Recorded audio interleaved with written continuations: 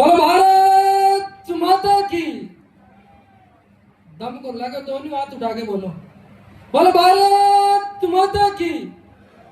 भारत माता की, वंदे वंदे।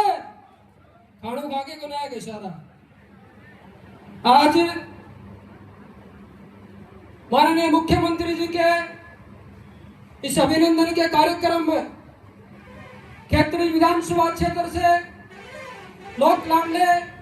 विधायक इंजीनियर धर्मपाल जी के नेतृत्व में यह अभिनंदन का कार्यक्रम रखा है और हम सब लोग आज मुख्यमंत्री जी को धन्यवाद देने के लिए माननीय विधायक साहब के नेतृत्व में यहाँ पधारे हैं। आज से पहले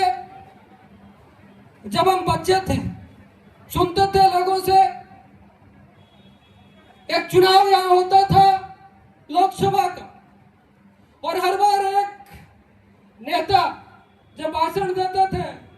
कि अब की बार नहर लाऊंगा, आप मुझे दिल्ली भेजो, मैं नहर लाऊंगा, यहाँ खेतों में खुशहाली होगी। लेकिन केवल और केवल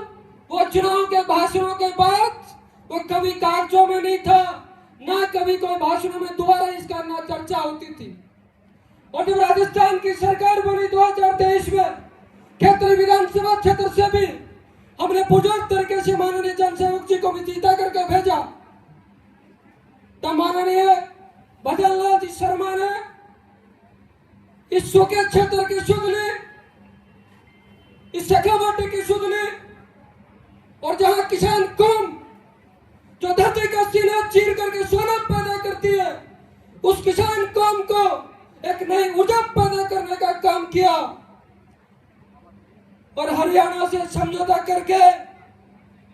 इस शेखावाटी के अंदर नहर की जो आज सगी है वो माननीय मुख्यमंत्री जी के नेतृत्व में होने वाला काम है। मैं तो आपसे इतना निवेदन करना चाहता हूं कि कई लोग कहते थे यह केवल चुनावी जुमला है, यह चुनावी भाषण है, लेकिन उपचुनाव के बाद भी और उपचुनाव में जो नतीजे थे वो आपके सामने थे। उपचुनाव लोकसभा के चुनाव के बाद उपचुनाव हुए और उपचुनाव के बाद जब माननीय मुख्यमंत्री जी सुल्ताना आए तो उन्होंने आश्वस्त किया कि झुंझुनू जिले के किसान के घर हर घर में नलकूप के द्वारा पानी पहुंचेगा, हर खेत में पानी पहुंचेगा। ऐसा काम यदि कोई करती है तो भारतीय जनता पार्टी करती है और भारतीय जनता पार्टी का वो मुख्यमंत्री जो एक सामान्य कार्यकर्ता भारतीय जनता पार्टी का सामान्य घर से निकल करके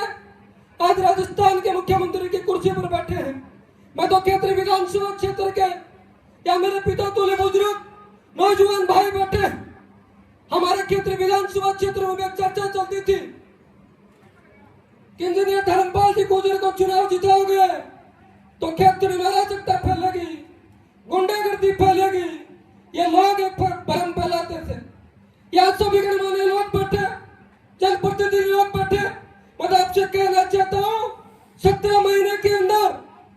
17 महीने का कार्यकाल इंजीनियर धर्मपाल जी का हुआ है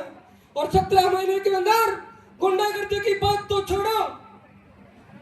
जब इस खेतड़ी में तो परिंदा भी पर मारता है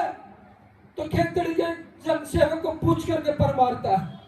मैं तो इतना कहना चाहता हूं कि आप लोग सुनी सुनाई बातों में मत आना, बहकावे में मत आना और हमेशा जनसेवक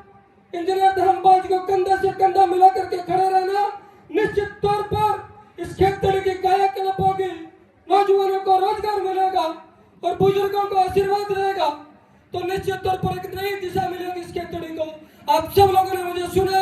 आप सब लोग यहाँ पधारे, आप सबका